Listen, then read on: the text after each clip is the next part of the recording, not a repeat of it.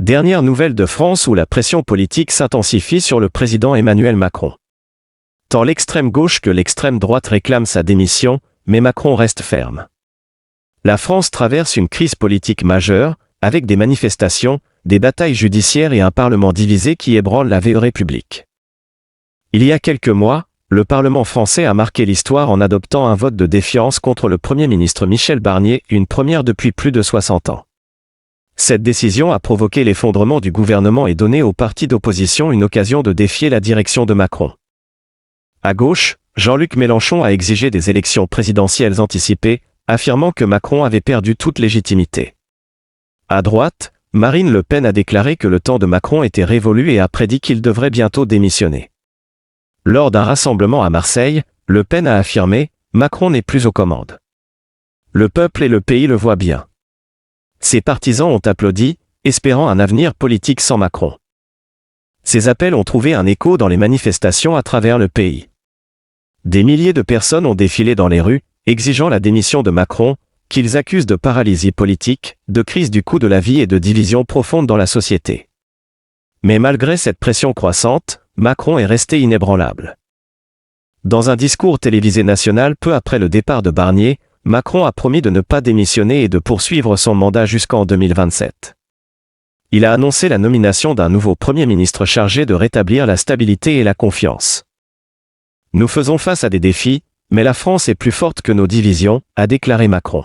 « Je ne renoncerai pas aux responsabilités qui m'ont été confiées par le peuple français. » Les réactions ont été aussi divisées que le pays.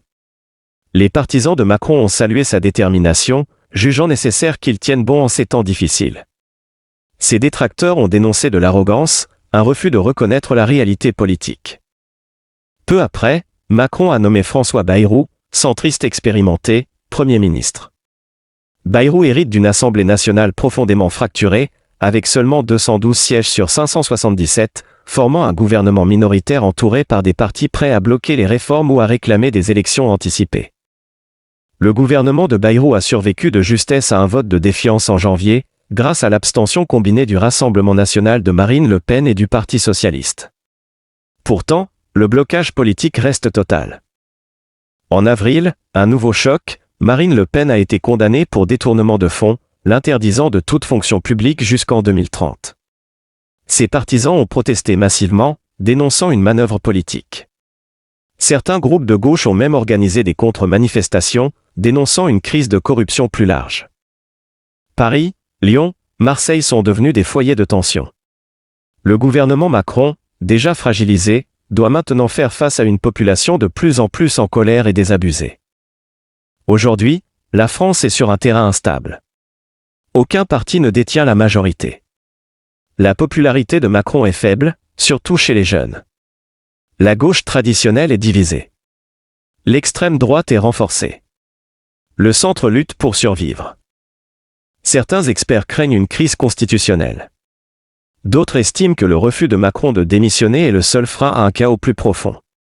En coulisses, les partis préparent déjà les élections de 2027. Mais la France tiendra-t-elle jusque-là? Un commerçant bordelais confie « On ne peut plus vivre comme ça ». Chaque mois, un nouveau scandale, une nouvelle manifestation. Un étudiant à Lille ajoute « On veut du changement, mais en qui pouvons-nous avoir confiance ?» Un ancien militaire à Nice affirme « Macron doit partir. Il a perdu le peuple. » Malgré tout, Macron reste déterminé. Il exclut des élections anticipées et refuse de démissionner.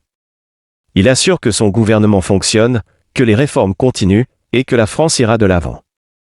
Derrière les scènes, la France tente toujours d'avancer sur les retraites, la politique climatique et la sécurité, mais chaque projet se heurte à l'opposition des rues et du Parlement. Ce qui se passe maintenant pourrait définir l'héritage de Macron et l'avenir de la République française. Un président peut-il gouverner efficacement sans majorité parlementaire? La France sombrera-t-elle davantage dans l'instabilité ou trouvera-t-elle un compromis? Une chose est sûre, la France est à un tournant. Le monde regarde.